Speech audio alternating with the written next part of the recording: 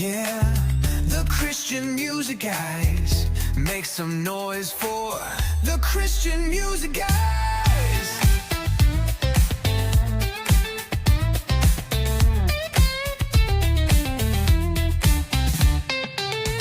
Well, today on the show, we have Laura Williams, who captured the hearts on season 24 of The Voice with her 4-chair turn, launching her into the national spotlight. Since then, she's been making waves in Christian music with songs that speak straight to the heart. Her debut single, Who is Jesus, introduced her testimony, followed by Hurts Right Now. Now she's back with her powerful brand new single, Cheap Church Clothes, continuing her mission to share the real and authentic heart of Jesus with her message. Laura, thank you so much for chatting with me. Yes, thank you. I'm so excited to be here. That was an awesome intro. There you go. Yeah.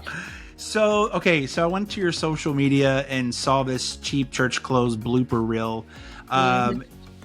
Was there many more that you just did not post, or my gosh, I love blooper reels. That's like my favorite.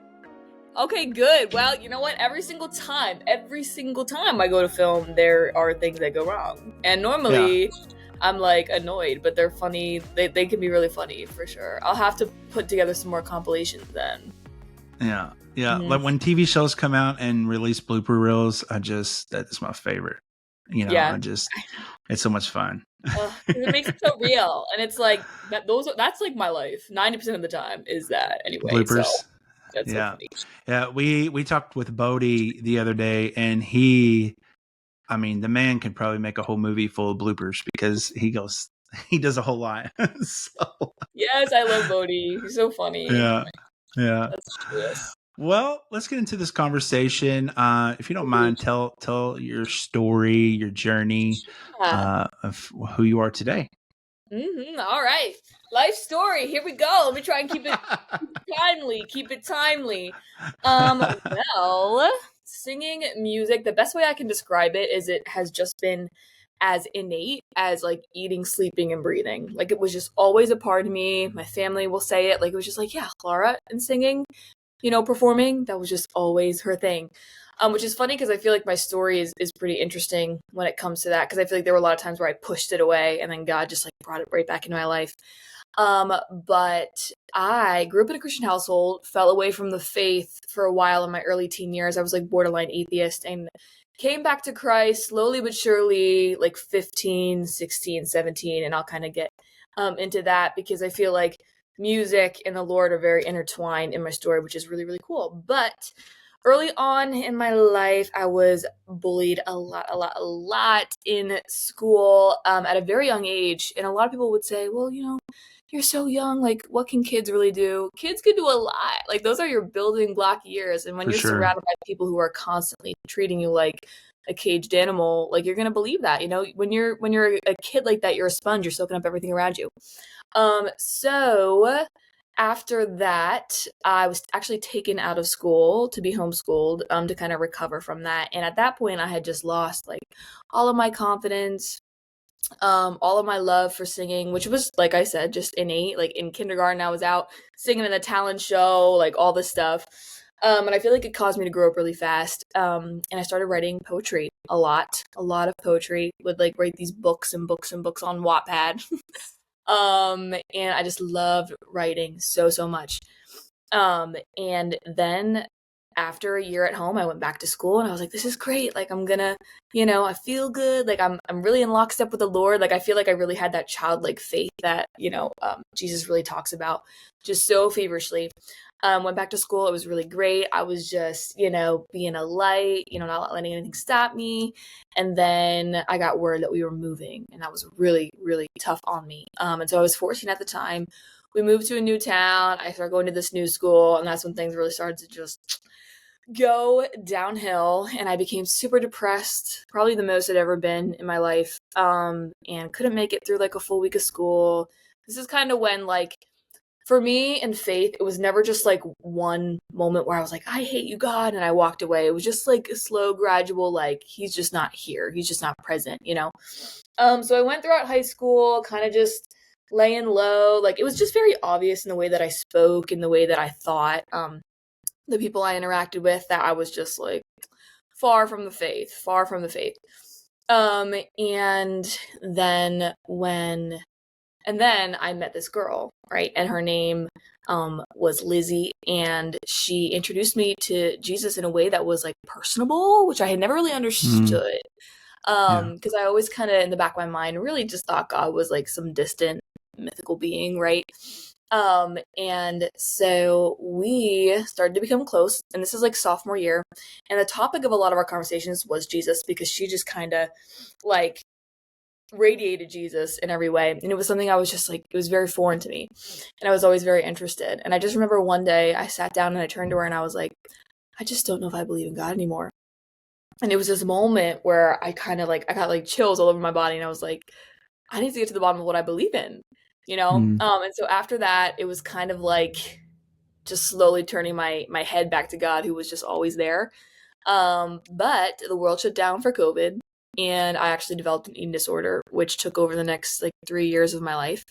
And so it was this very interesting contrast between like wanting to follow the Lord, but having this like mental illness wreak havoc all over my life and control me.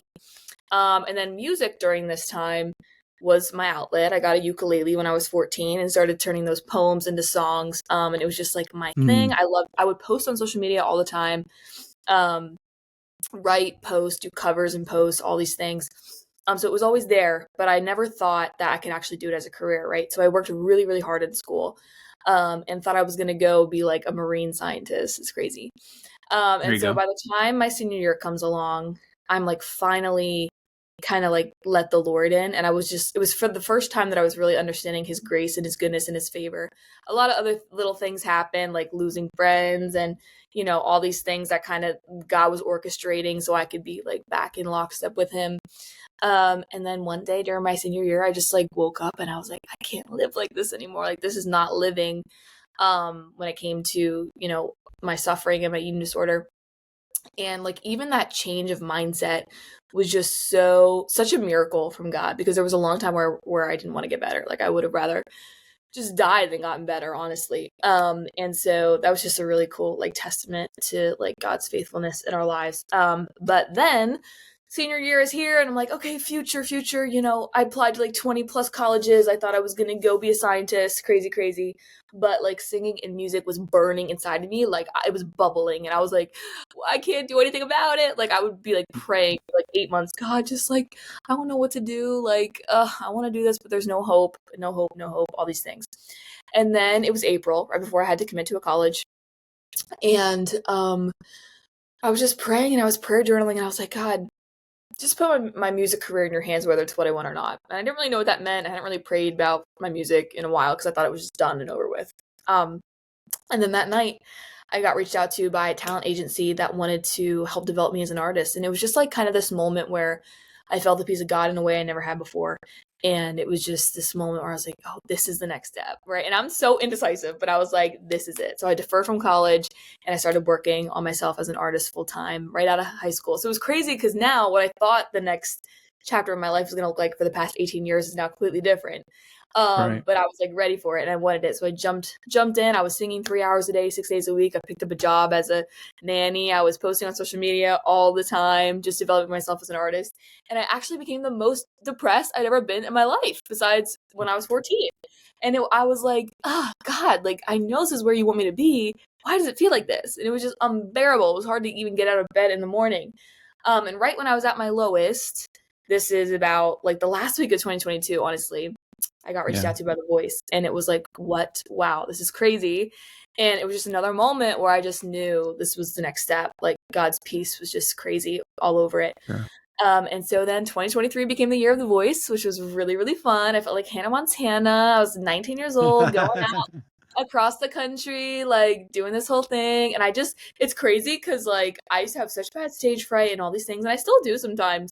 But like God was just so in it where I was like good. I was like, this is what I'm doing. Like I'm going out here and this is what I'm doing. And so then after that was a really, really great, awesome experience. I started going to Nashville for the first time. I did some rights down there in 2023, and that's when we got Who Jesus Is and Hurts Right Now, my first two singles.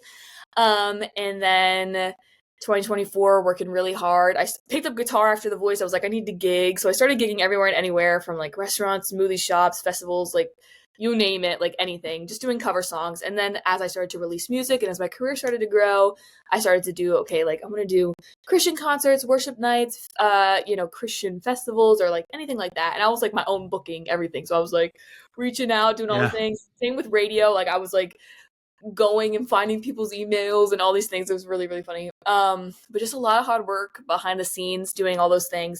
And then 2025, just things really, really started to pick up, and Hurts Right Now got this amazing response, and we released it and in January, and it's just been so incredible. And I've booked some festivals this past summer, which were really fun. I went on some tours. I went on tour with Allison Ide, which was really fun. I opened for Jason Gray. And just like accumulation of the fruits of my labor really just coming into Yeah. fruition. And so I've been going to it from Nashville, writing. Cheap Church Clothes came out, which is my third single, which was really fun. It's more like upbeat, R&B groovy type of vibe. And yeah, and now we are here, and it's just been so awesome. I know that was probably long, but I was like actually trying to shorten it. But and it's so funny because during that whole conversation, I realized I never put mascara on this morning, so my eyelashes are just bare. So that's funny. Anyways, Well, yeah, Laura, during when you were talking, I could really sense that you have the joy of the Lord, and that's why God's going to bless what you're doing, is because you have the joy of the Lord. And I tell people all the time, there are seasons in our life where we may not be happy with what's right, going on and happy about circumstances, but one of the fruits of the spirits is joy, and so the devil sure. can't steal our joy. So Yes, that might be a song. I don't know. period. I got you. So your latest single, you just talked about it, cheap church clothes. I don't know if anyone's ever told you, that you kind of sound like Tori Kelly, just a little bit. And so, Really? Okay, I love Tori Kelly. Tori Kelly was like my first really big. I mean, I've had a lot of loves in like music and singing, but she was definitely one of my first. And I was like, wow, like this is awesome. Like I love her. yeah, In 2015, so that's crazy. But I yeah, love her. She's so cool. So yeah. Do you what a mind telling compliment. us about the song "Cheap Church Clothes"? Yeah, absolutely. This song is super cool and special. Because it's like, I think it has a lot to do with, what I've experienced very recently within the past couple of years. I grew up Catholic, so I didn't really grow up in the typical, quote unquote, typical Christian culture scene, right? I know Mm. that can be taboo. Like, this is like, one of those touchy things where people are like, oh, what do you mean Christian culture? Like, things like that. But, like, if we're honest, like, those types of things exist. Like, in every, subsect of anything, there's culture, there's lingo, there's, the way that you act and all these things. And I didn't really grow up in that. I didn't really understand it. Like the first time I heard a Christian song, I was like 15, and I was like, wait, what? This is so crazy and weird. I didn't listen to worship. I was like, what? So I kind of came to it later on in life, which I think for me personally was really hard when I started going to like non-denominational Baptist like type of churches when I was around 18 or 19, to kind of like build community and things like that, because I didn't really grow up understanding the importance of like fellowship and community and worship and all these things. So it just Mm. kind of felt like I was like a square peg in a round hole in a lot of ways. Right. And I think that there was a lot of like internal unrest with that as I went and I met other young adults and people that, could always relate to that and seemed like they always fit in those situations. So it was like really tough for me. But I started going to church and I thought I really, found this awesome community and all these things. But I think I very quickly realized that, and this is only sometimes, this is not everybody, sometimes those who are in the faith, they kind of expect even more of you because of the faith in a way. So like what I mean by that is um there's just no room. There's no room for error. There's no room for being human. There's no room for authenticity. It's like it has to Right. be cookie cutter, like cut. Like if you're not thinking this way, if you're not feeling this way, there's something wrong with you, and we're just gonna kind of push you off to the side because that's kind of weird. I don't like that. And then they'll disguise it and, say it's peace, or like, all these things, and kind of weaponize the faith, which I think is so dangerous, Yeah. and so wrong, and very deceiving in a lot of ways. And so I think I experienced that a lot, as I was, kind of trying to develop roots and stuff in a church, and all these things, and lost a lot of friends that I thought were, gonna be like this in my walk with the Lord. And it was just a really tough season where I was like, man, like, there's so many people that think this way and think this is right, and like, it's not. It leaves no room for growth and for honesty, and for being real with one another. And so there was a lot of like, like, I was just really, really sad about it. And it translated into a lot of church hurt, Mm. And so this song was written this past June. And one night I was falling asleep, and I was just thinking about the situation and everything I had gone through in the past 2 years when it came to that. And I was just thinking to myself, like, about like song titles and things like that. And I was like, church clothes, like cheap church clothes. And I like literally sat up in my bed and I like wrote it down in my notes, like, that's a cool song title for like a song, kind of taking, because like the clothes, that's kind of like the metaphor for like, feeling like, oh, like my Sunday best, all these things, I gotta come all nice and wrapped up. And I just was like, like, there needs to be a song about how this is not the truth, this is Right. not like the way that the Lord operates. And so then that's really how this song was born, just out of like explaining everything I just said to you, and just kind of, and it starts off like, I didn't come here for the people in the pews, which can kind of be like, what do you mean you didn't come here for the people in the pews, um Right. it's kind of like that thing where it's like pointing back to the Lord and kind of finding the truth about Jesus through church hurt, and through other people, and that type of thing. And so that's how the song was born, and I love it, and it's so, it's just great. And I feel like it's been so sweet. Like, the only thing I could ever want is for people to be like, this like really resonated with me, or for people who feel outcasted, like, because I've Mm. been there, people who feel outcast in the church, people who feel like they can't step foot in a church, that's kind of like people who fit into the church but inside are like, I feel like I don't belong here, it's Right. like, so like, it could just reach all of those sectors, all those people. So yeah. Yeah, I mean, it's crazy. A lot of churches say, come as you are, but if you come as you are, they're going to start pointing the finger at you and, well, look what they're wearing and all this stuff. And I'm like, we're not supposed to. A lot of people's like, well, I got to get my life straight before I come to the church. No, Right. the church is Mhm. a hospital. You're supposed to go wounded and hurt and broken. And I mean, that's what it's for. And unfortunately, there are people out there that are like a Pharisee. Let's just be honest. you know? Yeah. And so it's like, let's, before we start judging and pointing fingers, let's examine our own selves. And so Mhm. that's good For stuff. sure. For sure. But Oh, 100%. so I have two fan questions from you. Our viewers, we will let our viewers and listeners know who we were interviewing. And we had two different fans reach out Really? with questions. The What? first one, I her name is Cheryl from Miami, Florida, and she wants to know the story behind hurt right now. Right, oh, hurts hurts right right now. now. Ah, I'm so Good. tongue tied. Close. Hurts right now. Yeah, yeah, yeah, yeah. Right, Cheryl. That's so sweet. Florida, that's so cool. Oh my gosh. Hi, girl. Well, I love this question. Because the really, really cool thing about art and music is that I feel like it really evolves over time. And evolves like as you grow. Like, for me as an artist, I feel like these songs take on different meanings as I grow. Mm, But when this song was written, so this song was written in 2023. It was after The Voice. And actually, right before I left for The Voice, I went through my first breakup, and it was really, really, really hard. And it was just this really tough season where I was just completely obliterated and just heartbroken in a way that I had never been before. And I vividly remember just saying to God over and over again, like, God, like, I trust you and I love you, but this hurts so badly right now that like I have no faith, I have no trust, like all these things, like kind of like, oh, like I can't believe you're saying that to God type of thing, right?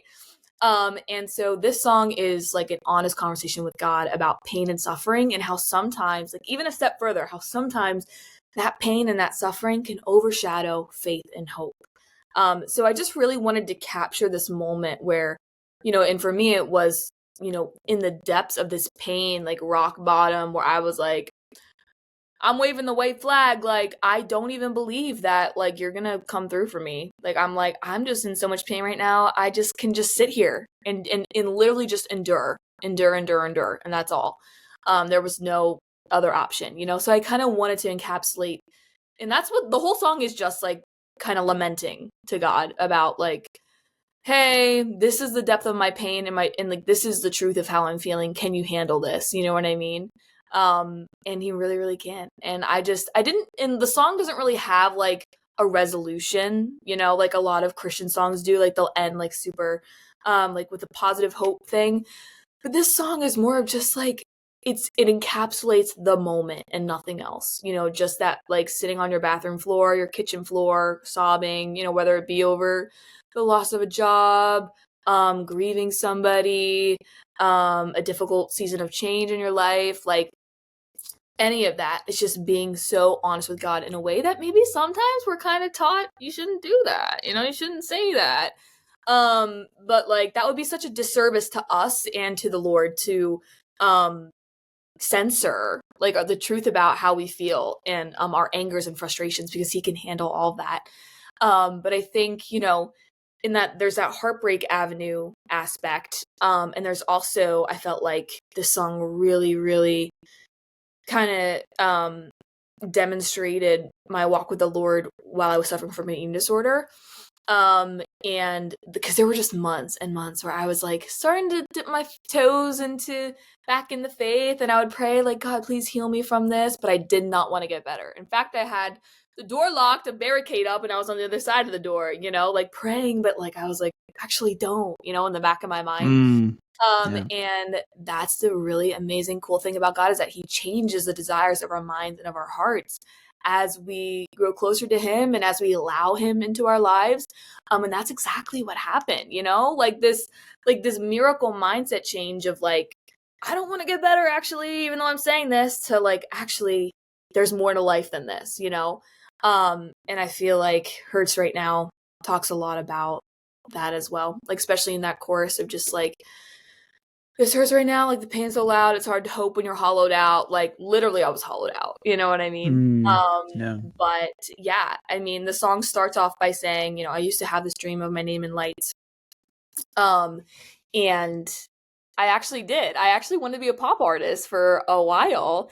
And then when I had this opportunity to do Christian music, I was like, oh, you know what, God, there's no coincidence with God. And I was just like, I know that this is going to keep me in lockstep with you, one, and two, it's better than what I think I want, like this is going to be better for me overall and for you.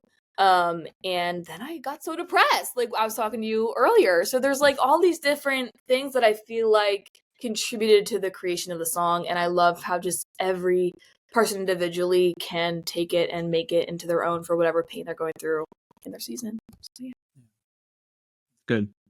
Well, second fan question, Macy from Kansas. She wants to know about your hair products. I said, I'll ask that question. Macy from Kansas, girl. Okay, so let me tell you. All right. So back it up. I did not have curly hair until I was like 10, 11 years old. Crazy. Okay. My hair was straight. And then it just got curled up. And I'm the only person in my family with curly hair. I have 4 siblings and then my parents. I'm the only one. So it's really weird. I'm the middle child, so I guess it makes sense, But literally, I don't know. I did not know how to take care of it for the longest time. I actually didn't even start like actually having a curly hair routine until like this past year. Like, so it started off like, okay, like I would just brush it and scrunch it and just let it air dry, but it would like, and then I started using a diffuser, which really helps with that volume. It's like, it has like a claw on it that you go like that with. And I was like, okay, like now there's some volume. But then I was like, there's no like definition, like it's like, whatever. I was like, I don't know. Like even right now, there's some definition, but and then I was like, okay, like I need to do like a curly hair routine. I started looking on TikTok. My friend was like doing curly hair stuff. I was like, okay, so actually, all right, hold on one second. I got the kit on the floor. So here we go. So basically, you're gonna start off with your leave-in conditioner. Brush that through. Your curl smoothie. Do some pumps and just when my hair is wet, it's like completely straight. So I'm just like curling through it. And then you're gonna put in that mousse, which is like foam. All right, and then you're gonna scrunch that in. Scrunch it in. And then your gel. All right. I'm talking curl level 5. Freeze Flash Gel. Okay?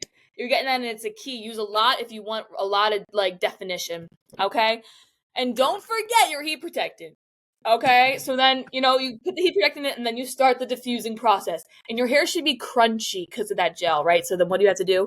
You have to scrunch the crunch. So you have what's this called? Oil, or hair oil, okay? And I'm not even kidding. You take that, you put it on your hands, you scrunch the crunch. Sometimes you clap it out. I'm not even kidding. That's a real thing. And then you should be good to go. You should be good to go. Your hair is feeling good. I use a bonnet at night when I want to preserve the curls. Sometimes it works, sometimes it doesn't. It's all So in what the you're saying shade. is you need 2 hours to do your hair before you leave the house. Basically. I've mastered the art of making it fast. It really all depends on how fast your hair dries. My hair thankfully dries pretty fast. But like you just gotta be like yeah, you gotta think about it for sure. My For sure. daughter, she has straight hair. I have curly hair, and then my What? son, he started getting curly hair just like a year ago, and so he's 14, and so um he really like he's gonna kill me, but he wants to, he's trying, and it looks good. We went to a Nevada yesterday, but he really loves Benson Boone's and Forrest Okay. Frank's hair, so he's kind of Oh, doing a little. yes. Okay, it's okay to have inspo. You know what I'm Yeah, saying? yeah, Like that's yeah, okay. Oh my gosh, yeah, I love that for him. yeah. Exploring his curly hair journey.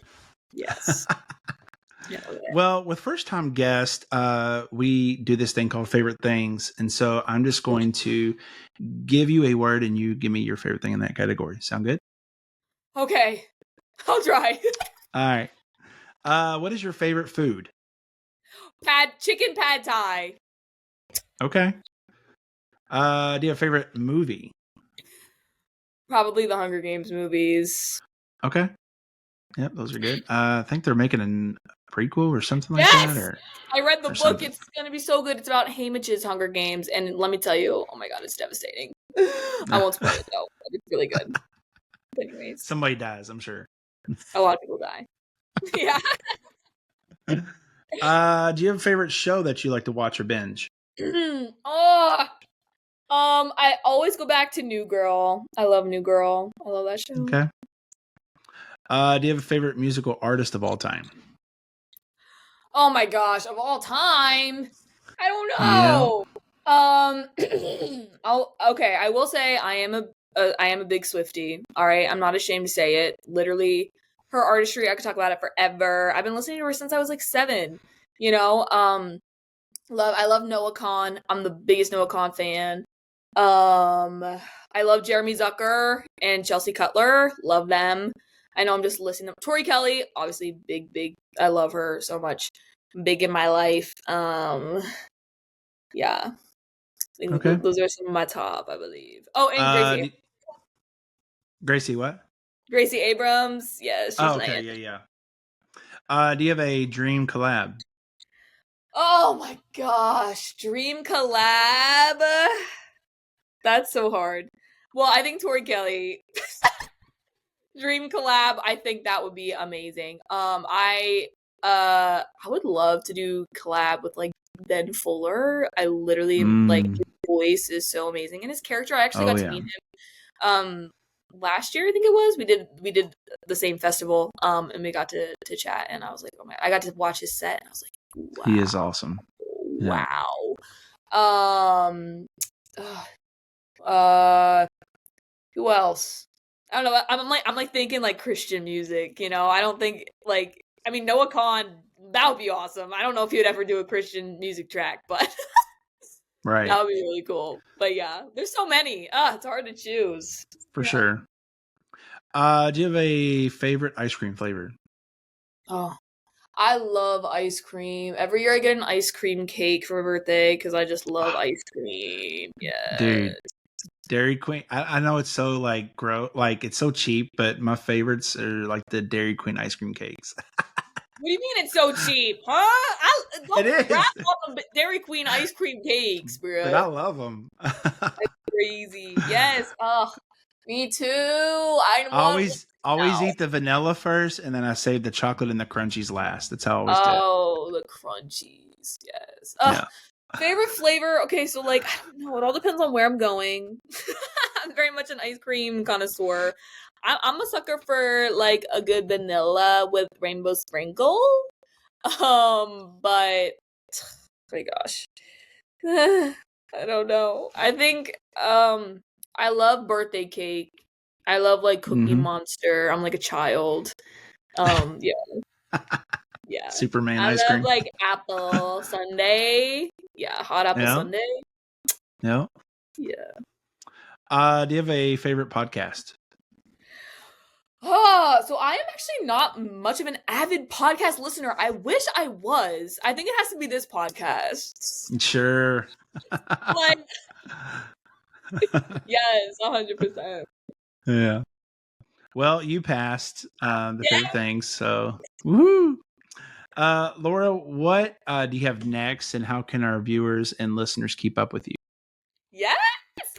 Well, through socials, I'm definitely the most active on my Instagram, which is the Laura Williams Official. I had to put the because Laura Williams Official already exists, so I'm not conceited. I just had to Imposter. put the, guys. Yeah, for real.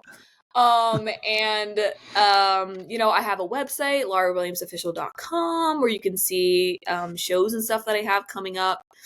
If anybody's in Indiana, there's a girls' night out that I'm doing at a church in Indiana. I think it's Cannelberg, Indiana. And then I am doing a Christmas show at the Sellersville Theater, which is in Sellersville, Pennsylvania. So tickets are up for that as well. A lot of exciting things coming next year. I have my next singles coming out next year, early next year. So keep an eye out for that, guys. I'm actually really excited. It's probably my favorite song so far. And y'all are the first to hear that out loud. So like, Nice. yeah, I'm really excited for it. So keep an eye out for sure. It's gonna be a good one. Will you ever release any Christmas music? I want to, probably not this year, but in the future I would love to. If anything, like covers of Christmas songs, but I would love to release like some original, like maybe a Christmas EP or something. That would be really cool. There you go. Yeah, not this year, Nice. but maybe. Yeah, I mean, who knows? Maybe, but probably not. Yeah, time crunch. Time crunch for real. Yeah. Well, to wrap up, I'd like to see if you'd be willing to share something that God's been doing in your life recently that would help build our viewers and our listeners' faith. Yeah, absolutely. Well, I would say that something that God has just been showing me, which I think is really, really cool, is just his relaxed state, you know, his relaxed, like that's just who he is. He's relaxed, he's gentle, he's lowly. You know, I often will resort to panic. And lately there's been a lot of obstacles in my life, in my career. And like it's just crazy to just kind of be like, God, what's going on? And just literally feel from him his relaxed state and his peace of just like, I've got this, like it's gonna be okay. And I'll find myself being like, I should freak out more about this, but I'm not, because literally I feel how relaxed God is about it. And you know what, another thing, this is a more materialistic thing, guys, but if you know what, sometimes you just got to get a new Bible. I got this beautiful new Bible, guys, and it's got these little margins like for note taking, because I'm a note taker. Okay. Yeah. So sometimes you just kind of get, it was so funny, like I had like a really tough thing happen the other day, and this Bible was literally came in the next morning, and I was like, I see what you're doing, God. Like that's Oh, cute little God wink moment. But yeah, I think like what's cool is like what I always recognize is like God is just so faithful even when we're unfaithful. Like he will like even in the seasons where you feel so distant, where you feel like you haven't talked to him in a while, like he's not going anywhere. Like come on now. We know that. You know that. Don't let anything tell you that that's not true. Like come on. Come on. Come on. You're good. You're good. You're solid. Yeah. Well, Laura, thank you so much for chatting with me. Cheap Church Clothes, latest singles out Yeah. now. And yeah, thank you so much. Appreciate you. Thank you. Have a good one, everybody. They're the Christian music guys.